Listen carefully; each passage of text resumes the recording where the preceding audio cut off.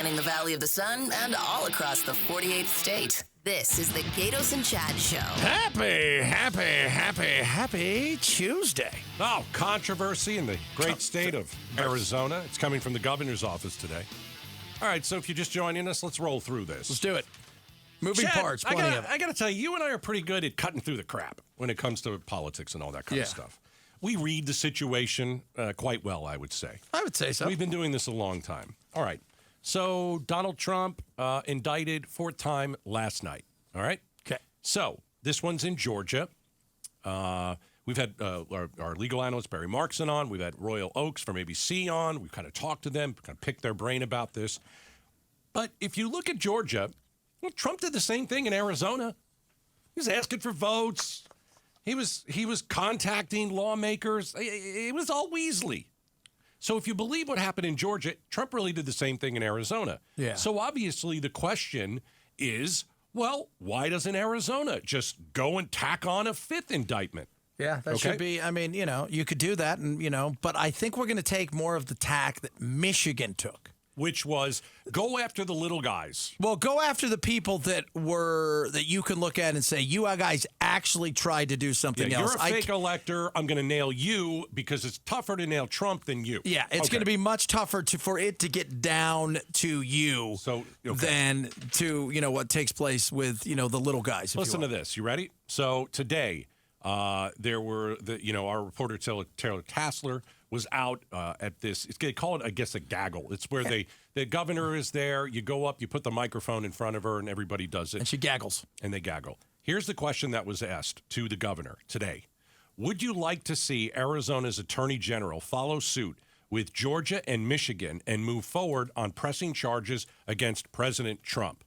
Now, before, if you hear it, when you hear President Trump, she's already, jumped in. Yeah. Like full. She dropped her answer 100 miles an hour. Yeah. Absolutely.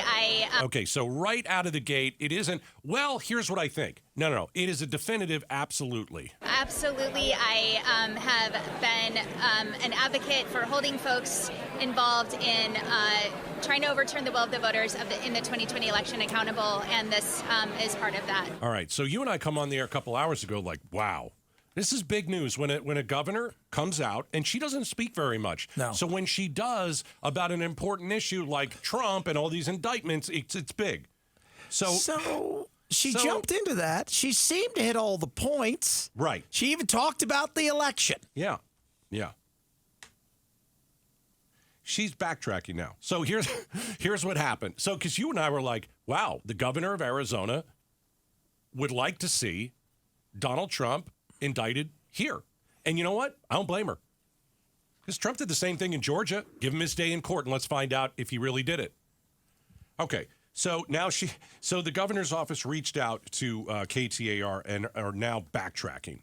This is where you turn around and run the other way like a scalded dog. Why? So she says she misheard the question. Well, then why did you answer it so impassioned? Absolutely. Excuse me? I mean, there was I didn't hear what you said. What? Could you answer? Could you ask me that question again? Hey, let me make sure I got the question right because there's so many voices going around here. No.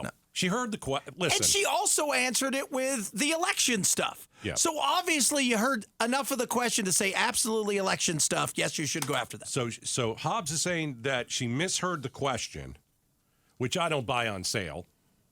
And she says she was speaking generally about, if someone breaks the law, then, no one's really above the law and all that kind of stuff. Okay, but then why did you say election stuff? Oh, I don't believe that she, in a second, misheard the question. No. See, this is the problem when you don't speak.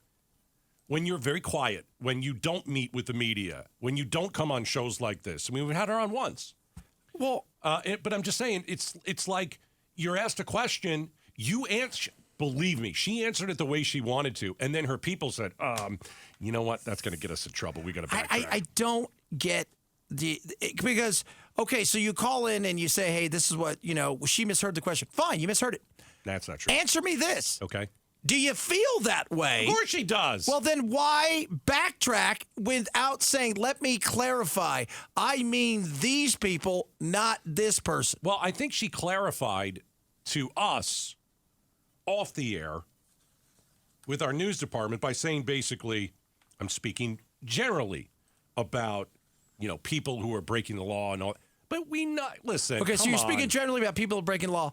For instance, this is for instance. So that means when they ask you about the election stuff and you say, absolutely, people in the election, they should all be held accountable. But I also mean people who rob banks.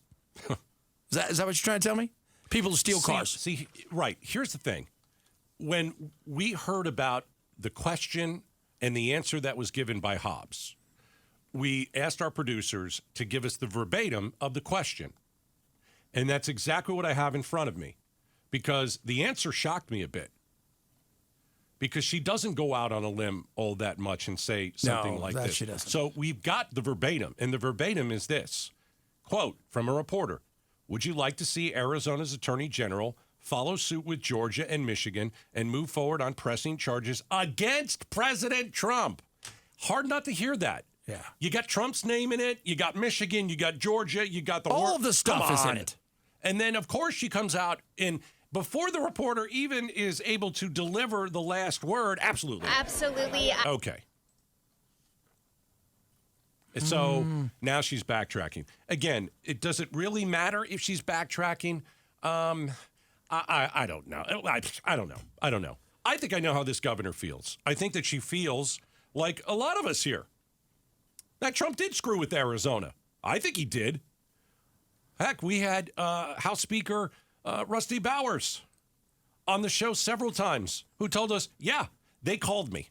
Yeah, Trump called me. Yeah, Rudy Giuliani called me. Yeah, they were looking for votes. And what did Bowers say? He said, show me the evidence. Yeah. And Trump has never once showed any evidence of anything. What did Roy Ulrich say? 60 cases? Yeah, over 60. Over 60 cases. Oh, for 60.